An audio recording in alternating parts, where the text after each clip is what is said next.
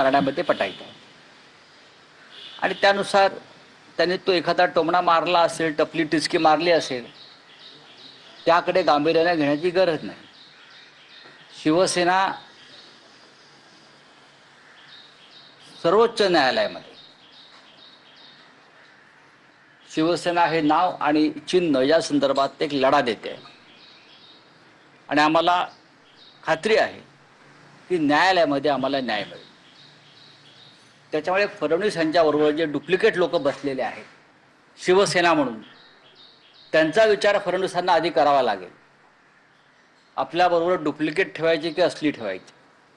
सध्या तरी त्यांचा सगळा कारभार डुप्लिकेट लोकांना घेऊन चाललेला आहे. Duplicate Rashtravadi Congress, duplicate Shiv Sena. त्याच्यामुळे शिवसेनेचे जे सध्या चाललेलं आहे ते उत्तम चाललेलं आहे. आमच्या फडणवीसांची ऑफर किती गांभीर्याने घेता? अजिबात गांभीर्याने घेत नाही. फडणवीस यांनी ऑफर, याला मी ऑफर म्हणत नाही, याला टपल्या टिचक्या म्हणतो. म्हणजे टाळीची वाक्य असतात काही सिनेमा किंवा बातमीची वाक्य, त्या पलीकडे मी याच्याकडे मी म्हटलं ना, सध्या देवेंद्र फडणवीस हे डुप्लिकेट शिवसेनेबरोबर सत्ता भोगत आहे. डुप्लिकेट शिवसेना, डुप्लिकेट राष्ट्रवादी, त्यांना कुठला वैचारिक किंवा नैतिक आधार नाही.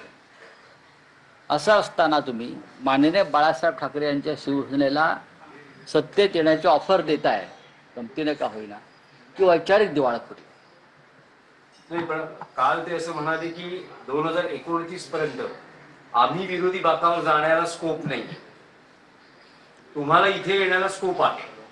राजकारण आणि बहुमत फार चंचल असतं.